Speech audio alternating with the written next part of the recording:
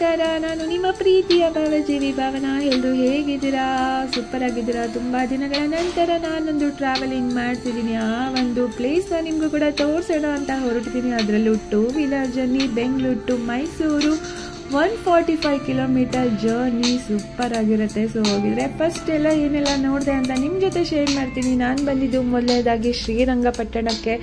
ನಮ್ಮ ರಂಗನಾಥ ಸ್ವಾಮಿಯ ದರ್ಶನ ಮಾಡ್ಕೊಂಡು ಬರೋಣ ಅಂತ ಬನ್ನಿ. ಆಗಿದ್ರೆ ದೇವ್ರನ್ನ ತೋರಿಸ್ತೀರಾ ಅಂತ ಕೇಳಿಬಿಡಿ. ಖಂಡಿತ ದೇವ್ರನ್ನ ಯಾವುದೇ ಕಾರಣಕ್ಕೂ ತೋರ್ಸೋಕ್ಕಾಗಲ್ಲ ಅಂತ ನಿಮಗೂ ಚೆನ್ನಾಗಿ ಗೊತ್ತು. ಸೊ ಫೋನ್ ನಾಟ್ ಅಲೌಡ್, ಒಳಗಡೆ ಯಾವುದೇ ಫೋನ್ ಅಲೌಡ್ ಇಲ್ಲ. ಆಗಿದ್ರೆ ನೀವು ಕೂಡ ಒಮ್ಮೆ ನೋಡ್ಕೊಂಡು ಬನ್ನಿ. ಖಂಡಿತ ನಮ್ಮ ರಂಗನಾಥನ ದರ್ಶನ ಮಾಡೋದು ಅಂದರೆ ತುಂಬಾ ಚೆನ್ನಾಗಿರುತ್ತೆ. ನಿಮಗೆ ಗೊತ್ತು ಎಷ್ಟು ವಿರಾಜಮಾನರಾಗಿ ಕೂತಿರುವಂತಹ ನಮ್ಮ ರಂಗನಾಥ ಸ್ವಾಮಿಯ ದರ್ಶನ ಮುಗೀತು.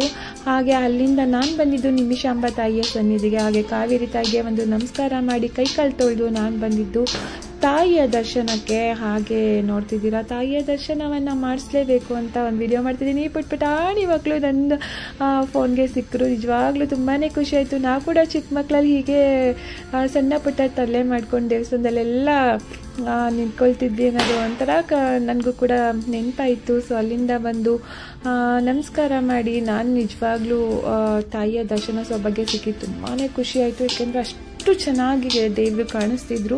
ಅಲ್ಲಿಂದ ಗೋಪುರಕ್ಕೆ ನಮಸ್ಕಾರ ಮಾಡಿ ಅಲ್ಲಿಂದ ದರ್ಶನ ಮಾಡಿಕೊಂಡು ಅಲ್ಲಿಂದ ಹೊರಡೋಣ ಅಂತ ರೆಡಿ ಆಗ್ತಿದೆ. ಸೊ ಸುಮಾರು ಅಲ್ಲಿ ಒಳ್ಳೊಳ್ಳೆ ತರಕಾರಿಗಳು ಕೂಡ ಸಿಗುತ್ತೆ. ಅಲ್ಲಿಂದ ನಿಜವಾಗ್ಲೂ ತೊಗೊಳ್ಳಿ, ತುಂಬಾ ಹೆಲ್ತಿ ಫುಡ್ ಸಿಗುತ್ತೆ ಅಂತ ಹೇಳ್ತಾ ಸೊ ಅಲ್ಲಿಂದ ನಾನು ಬಂದಿದ್ದು ಮೈಸೂರಿಗೆ. ರೂಮ್ ಮಾಡಿ ಬಟ್ಟೆ ಬ್ಯಾಗ್ ಎಲ್ಲ ಬಿಸಾಕಿ ಅಲ್ಲಿಂದ ನಾನು ರೆಡಿಯಾಗಿ ಮೈಸೂರು ಸುತ್ತೋಣ ಅಂತ ಹೊರಡ್ತಿದ್ದೀನಿ.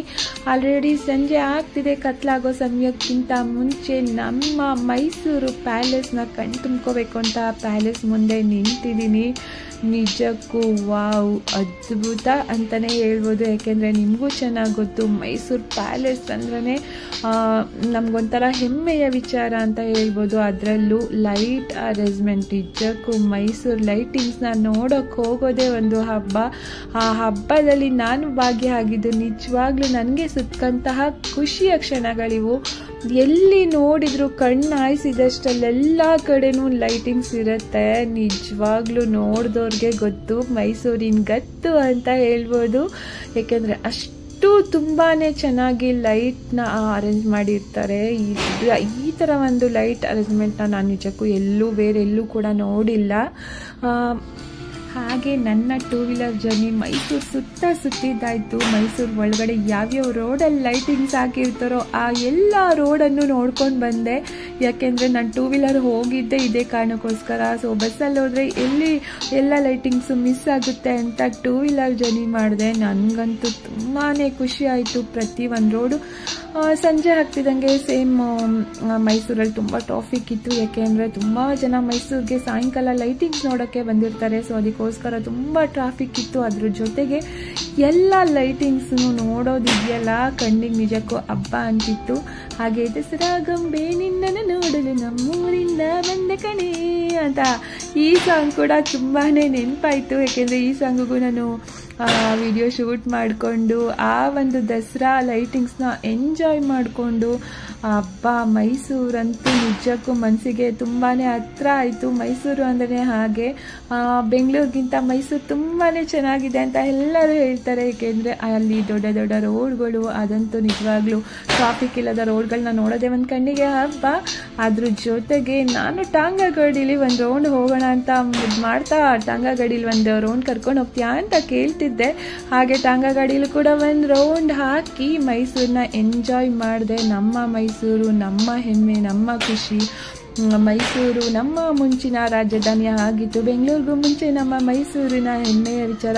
ಹಾಗೆ ಆನೆಗಳನ್ನೆಲ್ಲ ನೋಡಬೇಕು ಅಂತ ಆಸೆ ಇತ್ತು. ಆಲ್ರೆಡಿ ಆನೆಗಳೆಲ್ಲ ತಮ್ಮ ತಮ್ಮ ಬಿಡಾರಗಳಿಗೆ ಸೇರ್ಕೊಂಡು ಆಗಿತ್ತು. ಹಾಗೆ ನನ್ನ ಅರಮನೆ ಒಳಗಡೆ ಹೋಗಬೇಕು ಅಂತ ಅಂದ್ಕೊತಿದ್ದೆ. ತುಂಬ ಜನ ರಶ್ ಇತ್ತು. ಸೊ ಅದ್ರ ಕಾರಣ ನಾವು ಅರಮನೆ ಒಳಗಡೆ ಹೋಗೋದು ಬೇಡ. ಸೊ ತುಂಬ ಜನ ಇದ್ದಾರಲ್ಲ, ಸೊ ಇನ್ನೊಮ್ಮೆ ತೋರಿಸೋಣ ಅರಮನೆನ ಅಂತ ಅಂದ್ಕೊಂಡು ಮತ್ತೆ ಇನ್ನೊಮ್ಮೆ ಇನ್ನೊಂದು ಲೈಟಿಂಗ್ಸ್ನ ನೋಡೋಕ್ಕಂತೂ ಹೋದೆ. ಯಾಕೆಂದರೆ ಎಷ್ಟು ಸಲ ನೋಡಿದ್ರು ಬೋರ್ ಆಗ್ದಲೇ ಇರುವಂತಹ ಮೈಸೂರನ್ನ ಪದೇ ಪದೇ ಕಣ್ ತುಂಬಿಕೊಂಡು ಮನಸ್ಸು ತುಂಬಿಕೊಂಡು ಬೆಂಗಳೂರಿಗೆ ವಾಪಸ್ ಆಗಬೇಕಿತ್ತು. ಅದಕ್ಕೂ ಆಯಿತು, ರಾತ್ರಿ ಮಲಗಿ ಎದ್ದು ಬೆಳಗ್ಗೆ ಚಾಮುಂಡಿ ದರ್ಶನಕ್ಕೆ ನಾನು ಬಂದೆ. ಚಾಮುಂಡಿ ತಾಯಿಯ ದರ್ಶನ ಮಾಡದೆ ಮೈಸೂರಿಂದ ಹೋಗೋಕ್ಕಾಗುತ್ತಾ? ಖಂಡಿತ ಇಲ್ಲ ಅಲ್ವಾ. ಸೊ ನಮ್ಮ ತಾಯಿಯ ದರ್ಶನ ಭಾಗ್ಯವನ್ನು ಕೂಡ ತೋರಿಸ್ಬೇಕು ಅಂತ ಅಂದ್ಕೊಂಡೆ. ಯಾವುದೇ ಕಾರಣಕ್ಕೂ ಫೋನಲ್ಲಿ ನೋಡಿಲ್ಲ. ಸೊ ಹಾಗೆ ನೀವು ಕೂಡ ಆ ದೇವಸ್ಥಾನಕ್ಕೆ ಕೂಡ ಒಮ್ಮೆ ಹೋಗಿ ಬನ್ನಿ, ತಾಯಿಯ ದರ್ಶನ ಮಾಡಿ. ದೇವರು ಎಲ್ಲರಿಗೂ ಒಳ್ಳೇದು ಮಾಡಲಿ. ಇದೇ ಥರದ ಸಂಪೂರ್ಣ ವಿಡಿಯೋಗಳಿಗಾಗಿ ನನ್ನ ಚಾನಲನ್ನು ಸಬ್ಸ್ಕ್ರೈಬ್ ಮಾಡುವ ಮುಖಾಂತರ, ಶೇರ್ ಮಾಡುವ ಮುಖಾಂತರ ನನ್ನನ್ನು ಪ್ರೋತ್ಸಾಹಿಸಿ. ನಾನು ನಿಮ್ಮ ಪ್ರೀತಿಯ ಭಾವಜೀವಿ ಭಾವನಾ. ಯಾವತ್ತೂ ನಿಮಗೆ ನಿರಾಸೆ ಮಾಡಲ್ಲ.